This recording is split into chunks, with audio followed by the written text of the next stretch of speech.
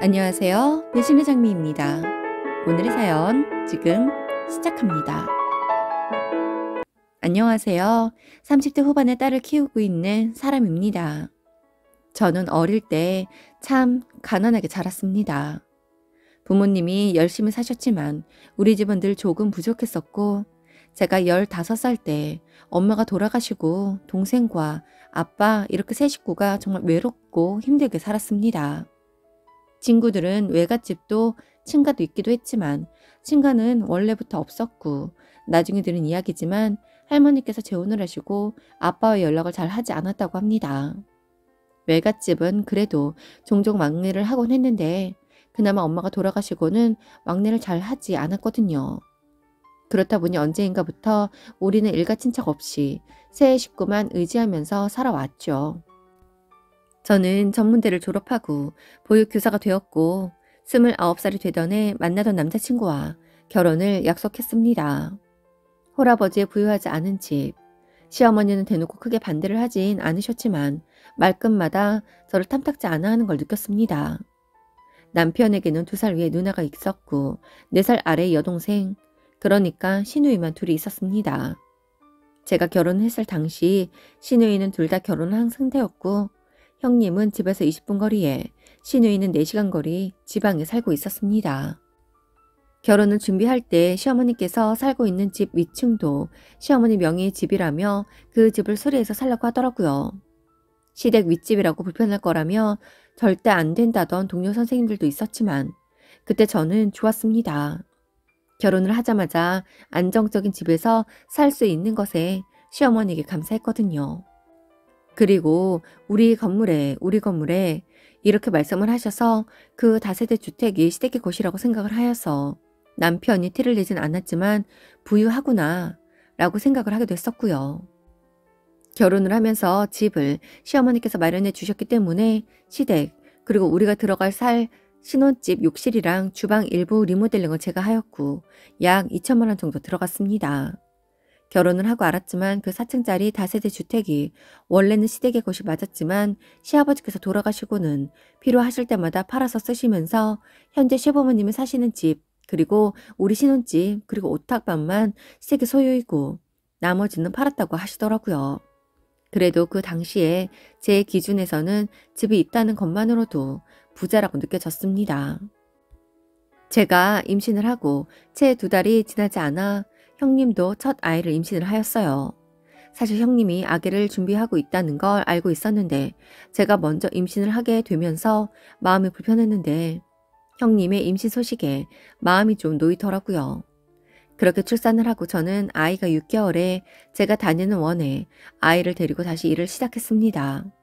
남편의 벌이도 그렇게 높은 편도 아니었을 뿐더러 보육교사의 장점이 직장에 아이를 데리고 출퇴근을 할 수 있다는 것이었기에 아이는 0세 반에, 그리고 저는 만 2세 반에서 담임을 했습니다.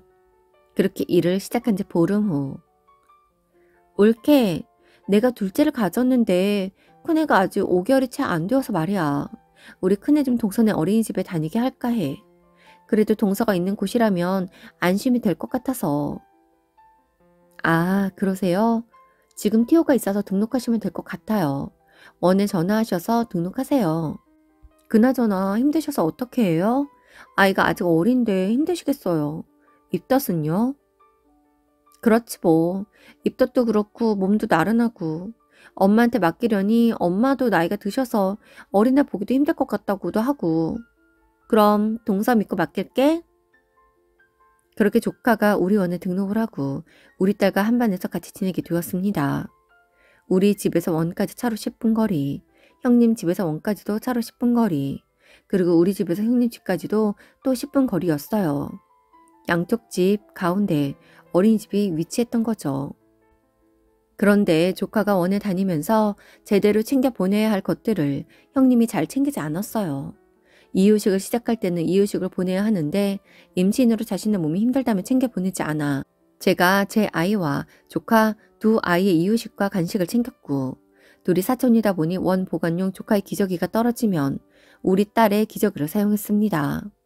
담임 선생님이 조카의 기저귀가 떨어졌다며 알림장을 남기면 신우이는 아무렇지 않게 우리 딸의 기저귀를 같이 사용해 달라고 하더라고요.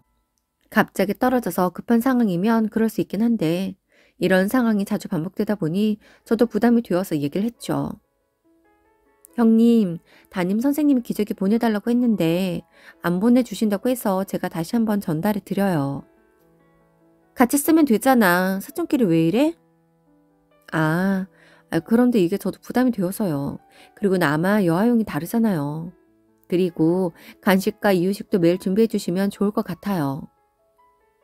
진짜 빡빡하게 군다. 나 임신해서 힘들다고. 그리고 동서는 맞벌이잖아. 나는 요즘 애 아빠 일이 줄어서 우리 세 식구 겨우 먹고 살아. 내가 이런 얘기 해야겠어? 정말 서럽게 만든다.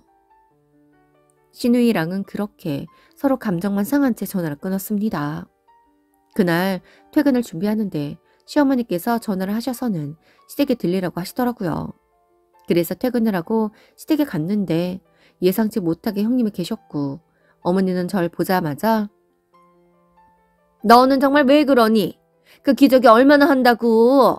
그리고 이해식 만드는 김에 같이 만드는 게 뭐 그렇게 힘들다고 식구끼리 딱딱하게 굴면서 기저귀 챙겨보내고 간식을 싸보내라고 해? 어머니, 그런 게 아니라 너 시집 올 때 내가 집 해줬잖아. 너 몸뚱이만 들어와서 편히 살잖아. 우리 딸은 아직도 전세 산다. 나 같으면 네 형님이 딱딱 챙겨보내도 하는 김에 제가 준비할게요 하면서 먼저 선심 썼을 거야. 그렇게 잔소리를 한바탕 먹고 올라왔는데 난 저렇게 역성 들어줄 엄마도 없는데 하는 생각에 눈물이 나더라고요. 나도 힘든데 애 데리고 출퇴근하고 매일 밤마다 집안일하고 밤마다 애 이유식 만들고 남편 아침밥 해놓고 나도 힘든데 말이죠. 그래도 그땐 그래 내가 그래도 형님보다 낫지. 난 집에 있잖아. 그리고 난 직업도 있잖아.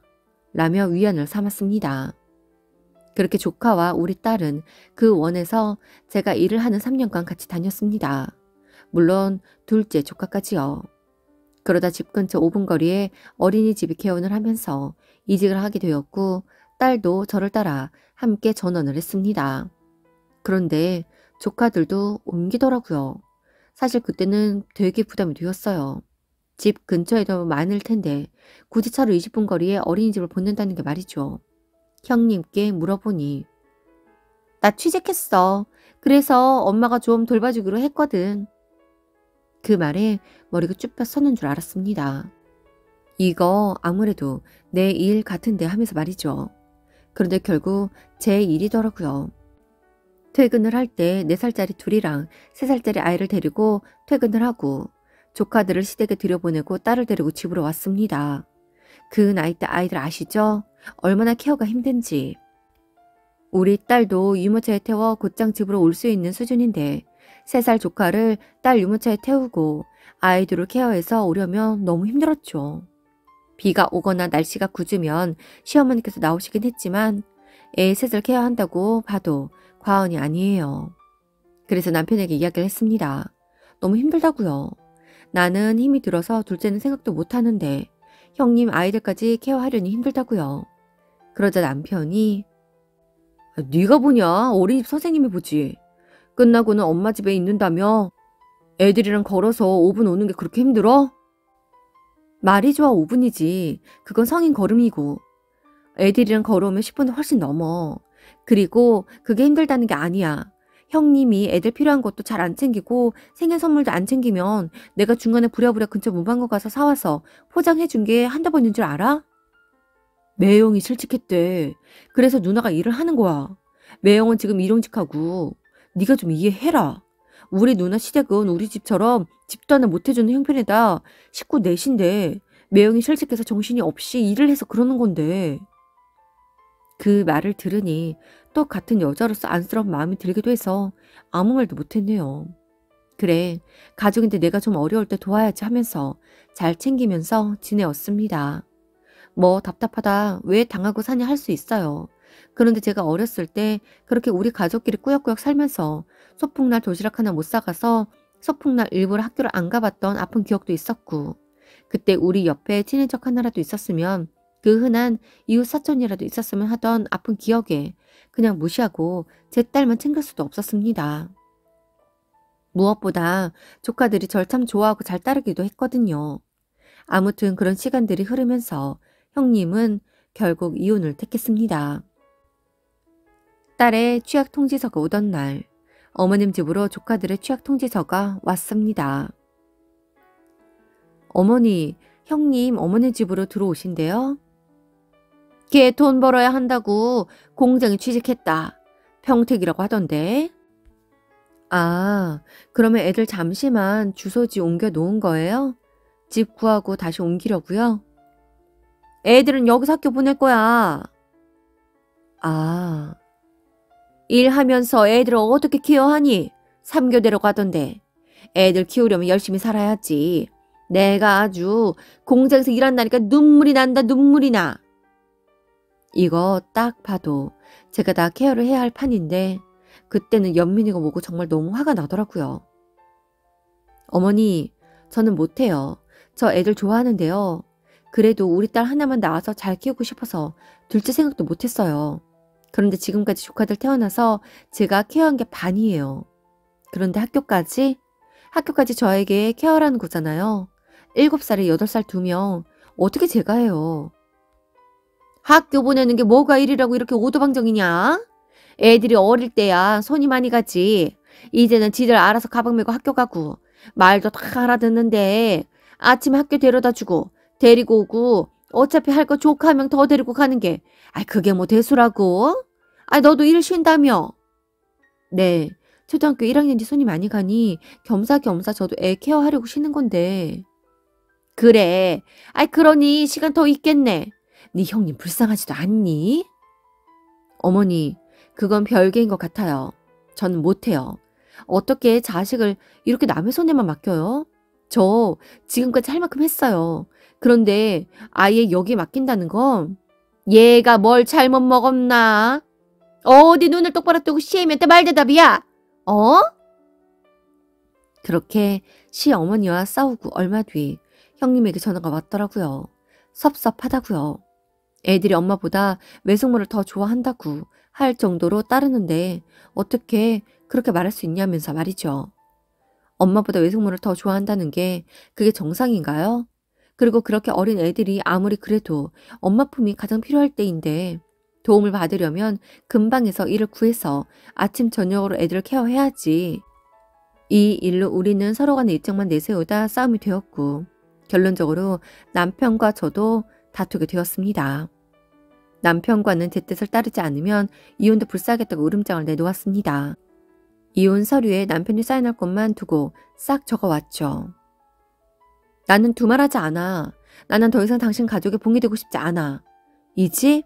이 집에서 살게 해줬다고 그동안 나 얼마나 부려먹었어? 이 꼴랑 19평 하는 이 집에서 살게 해줬다고 매월 용돈이면 필요한 세간살이며 그거 일일이 계산해줄까? 난 더 이상 못해. 그런 이혼을 하던 나랑 같이 이사를 나가던 결정해. 그래, 알았어. 무슨 말인지 알겠는데 그래도 누나가 저렇게 힘든데. 우리가 나간다고 여기 들어와서 살라고 하면 되겠네. 결국 남편은 저의 선택을 따랐고 우리가 이사를 결정하던 날 시어머니는 집에 올라와서 제 머리채를 잡아 끌고는 2년 전엔 욕을 하고 은혜를 원수로 갚는다며 쌍욕을 하셨죠. 그 일로 남편과 이혼을 했고 저는 지금 아버지와 함께 살고 있습니다. 제가 이혼을 했을 때 아버지는 자신이 살고 있던 집을 팔아 제게 돈을 해주셨고 작은 시골에 고시원 같은 원룸을 알아보고 계시더라고요. 위자료도 받았고 그동안 악착같이 모아놓은 돈도 있고 아버지가 집을 판 돈으로 우리는 새 보금자리를 만들어서 아버지와 같이 산 지 지금 4년째네요. 시댁 식구들 뒤치다거리만 하면서 사느라 그간 아버지 한번 돌봐드리지 못하고 살았는데 이제부터 열심히 효도하고 내 가족만 생각하고 살려고 합니다. 오늘도 함께 해주셔서 감사합니다. 지금까지 배신의 장미였습니다.